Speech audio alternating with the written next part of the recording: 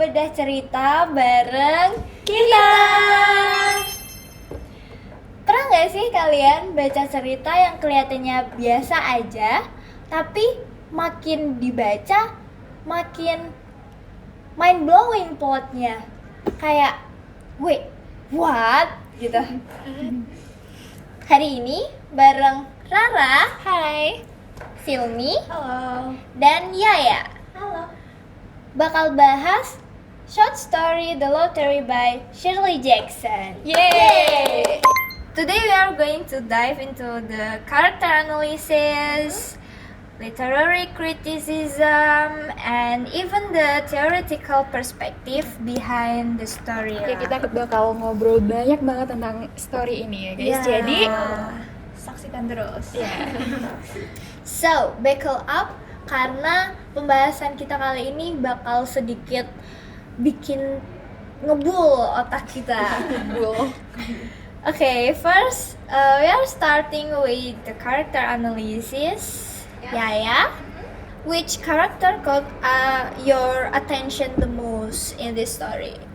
For me ya, karakter yang paling menonjol tuh siapa namanya? Tessie yang Justin. Iya. It's like she immediately stood out aja gitu loh.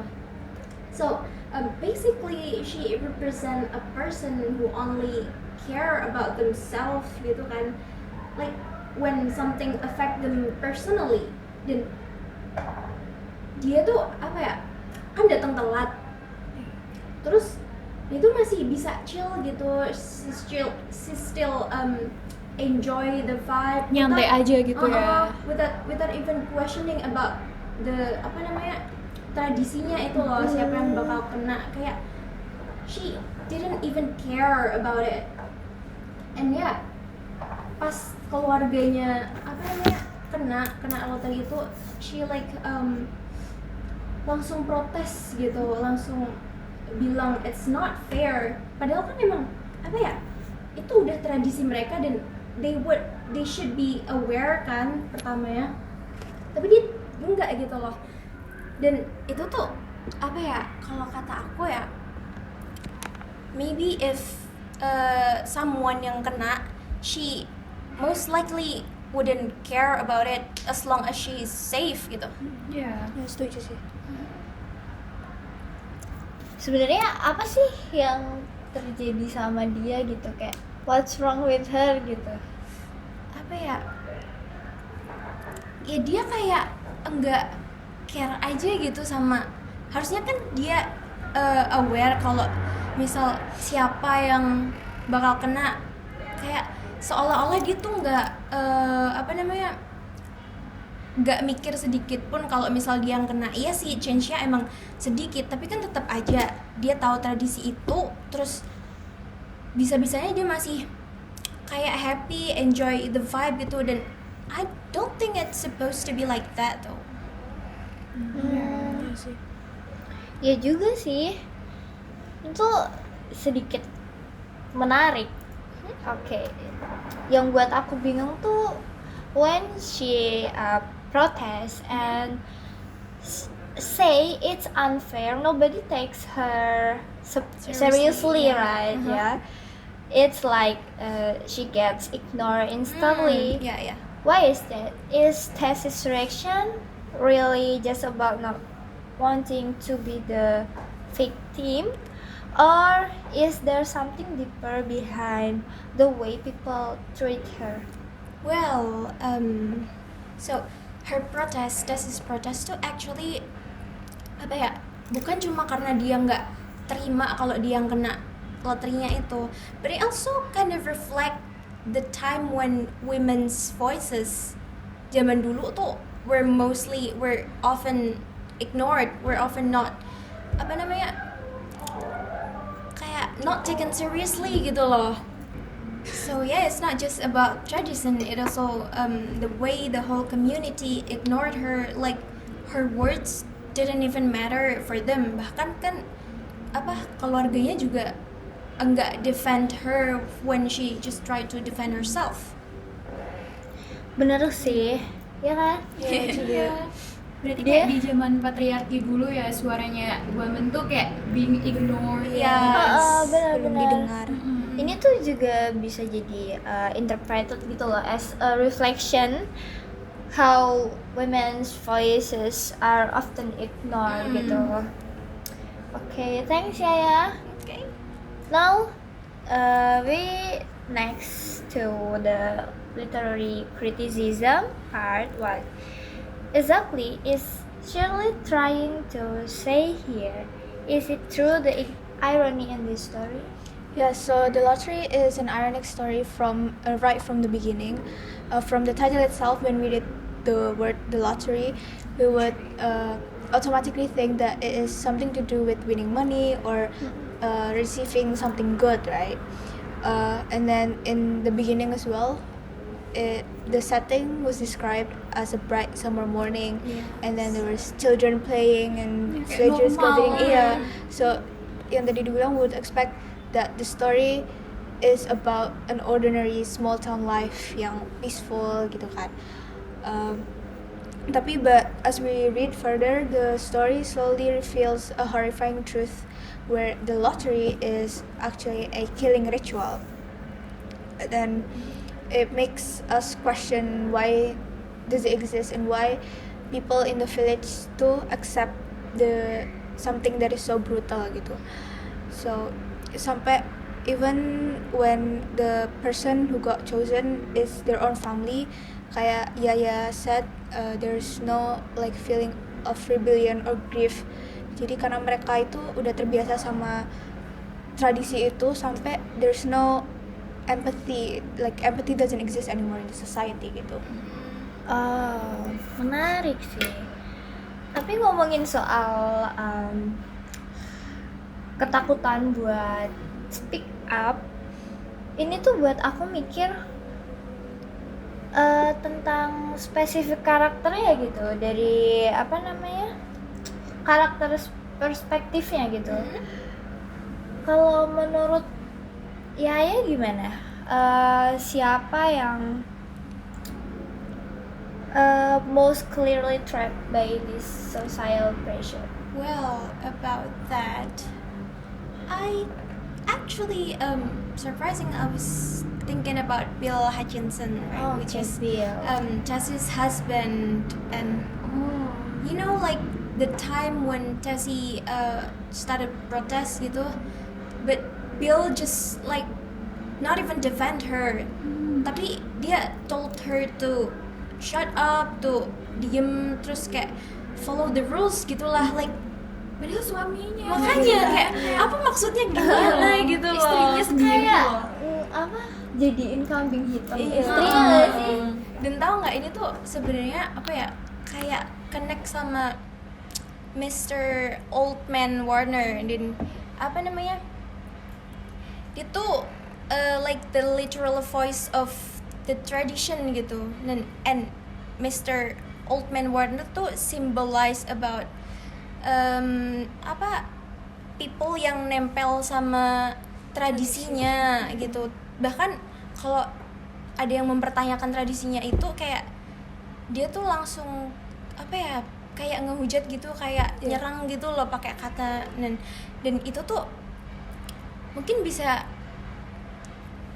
karena hal itu Bill tuh jadi kayak lebih afraid kalau kucilkan sama warganya instead of losing his wife gitu. Dan ini Bill looks like the representation of people yang kalau mereka tahu something's wrong, tapi mereka tetap diam because they just too scared to speak up gitu.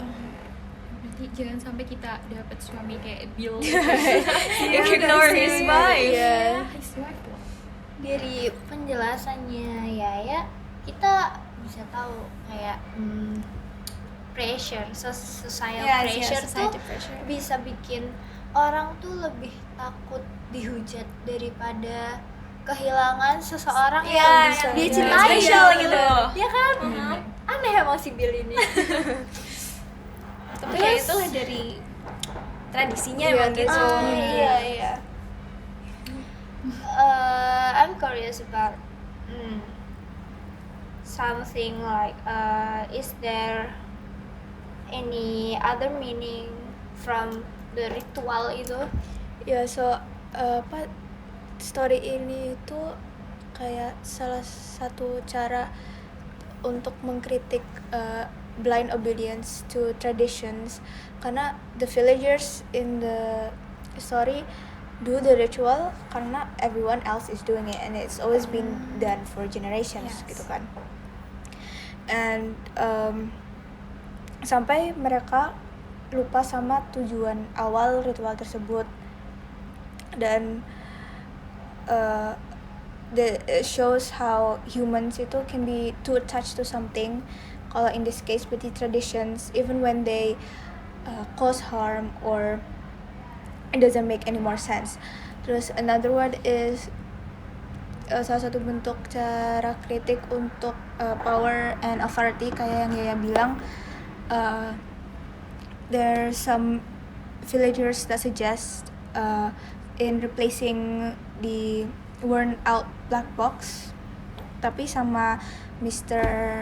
Summers tuh menolak idea itu. Nggak boleh. Iya, nggak bolehin karena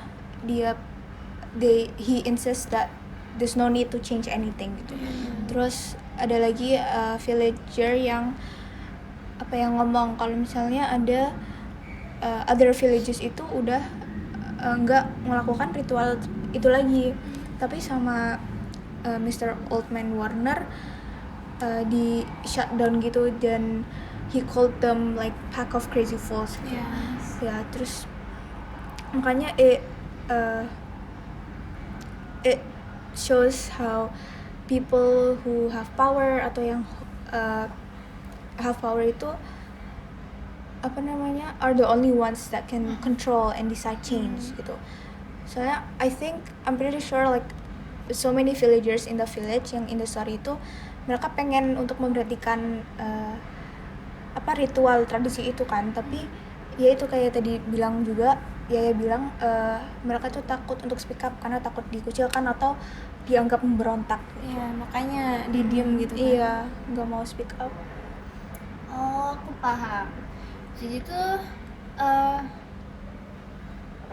kamu kepikiran gak sih kayak ini tuh masih sering terjadi di masa sekarang gitu? Iya, Ya kan? masih sering. Kayak I feel like there are so many situations Yes. that mirror Betul. this story. Yes. Betul. Especially pas woman voices gitu. Iya, itu. Bener sih. Masih banyak yang diremehin juga. Iya. Alright, so let's move on and look at this story from the theoretical point of view. Ya. So buat theoretical analysisnya aku nangkap ada dua sih. Yang pertama tuh ada cultural criticism dan yang kedua itu ada psychoanalysis. Dan first gimana kalau kita ngobrol tentang cultural criticism dulu ya? Boleh. So, I wanna talk about something deeper in this story, like the behind the story, the behind the lottery ini, because story ini tuh gak cuma scary tapi sebenarnya itu strategic actually. Ya kan? Yeah, it's basically a social experiment in the story form. Kayak once you look at through the literary lenses, it gets way more disturbing in the very human way. Then let's start with from this perspective, the lottery about how culture and tradition can become so powerful that they override basic human morality. The villagers in the story don't do the ritual because they believe in it. They do it because it's been normalized. Itu dilakukan dari generasi ke generasi gitu kan. Dan questioning it somehow feels more dangerous than just ngikut-ngikut aja. Jadi kayak mereka tuh kalau mau mempertanyain tuh lebih dangerous gitu loh. Jadi mereka ya udah ngikut-ngikut aja gitu. Dan yang paling unsettling in that in the story that the ritual doesn't feel dramatic to them, right? Ya kan, kayak nggak dramatic, kayak ya udah biasa aja, kayak hari-hari biasa. Ada anak-anak ngumpulin batu, kita nggak nyangka kan awalnya kalau itu tuh sebenarnya mau buat dilempar ke orang gitu. Iya sih, itu agak mind blowing sih. And that actually the kind of the point on this story, like this story showing how societies can turn violence into normal tradition just to maintain structure and control. It's lucky giving we always don't it this way, so don't ask question. Kayak ya udah diem aja, kita selalu kayak gini terus. Udah udah by generations kita.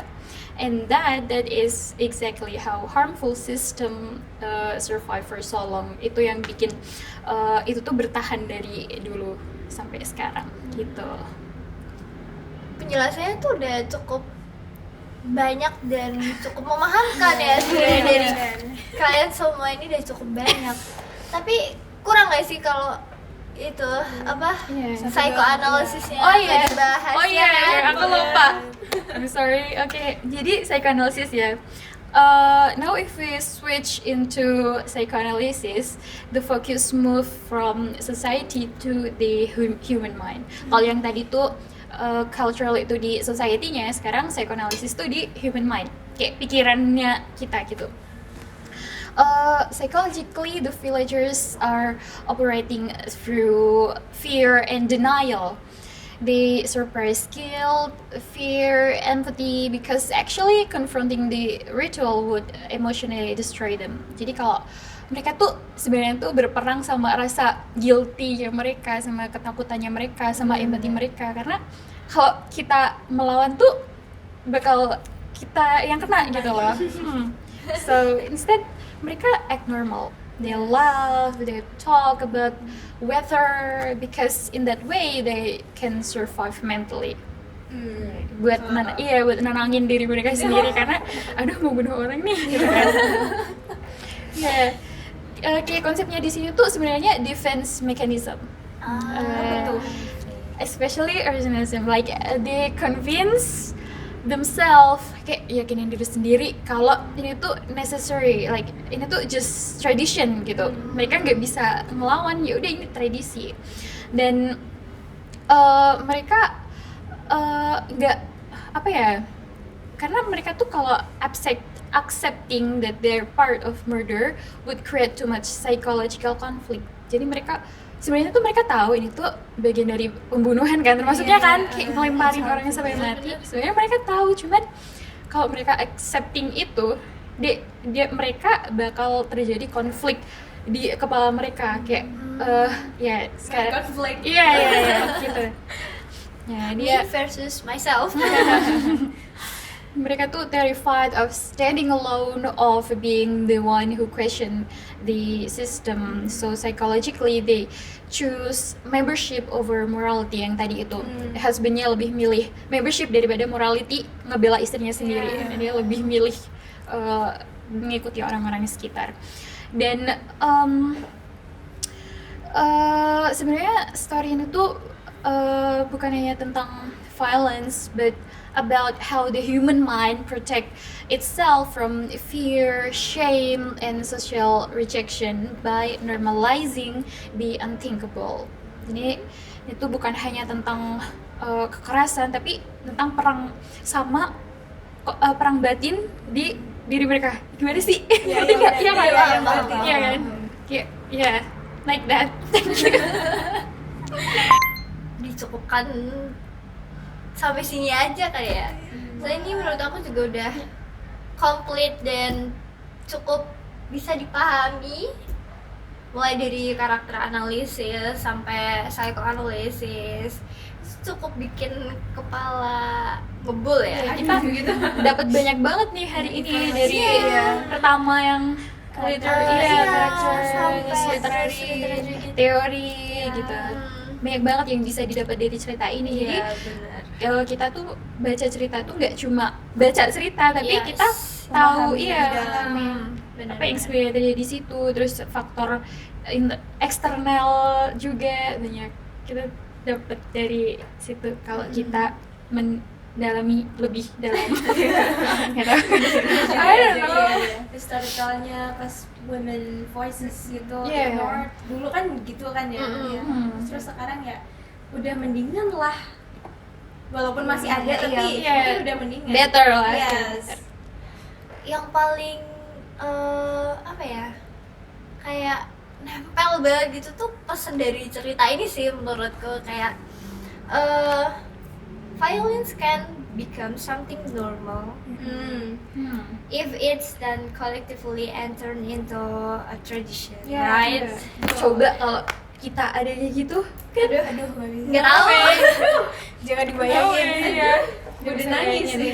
Cerita ini tuh juga menurutku ya nunjukin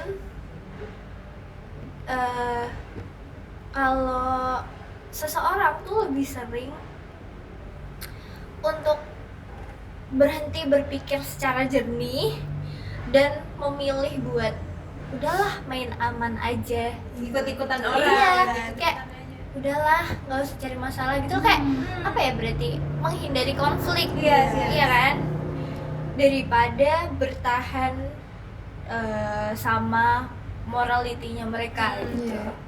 Walaupun sebenarnya dalam hati mereka gak setuju ini, Iya, tapi iya. aduh gak bisa ngomong nih karena mereka takut gitu kan. Ini tuh juga ngingetin kita soal kita tuh harus berani gitu loh untuk mempertanyakan sesuatu hal yang kalau dirasa ini tuh nggak cocok sama morality tuh, kita tuh boleh buat speaking up gitu. Ya, boleh-boleh aja. Thank you so much to all my friends. Yeah, thank you so much. Okay, see you next time and bye bye. Bye.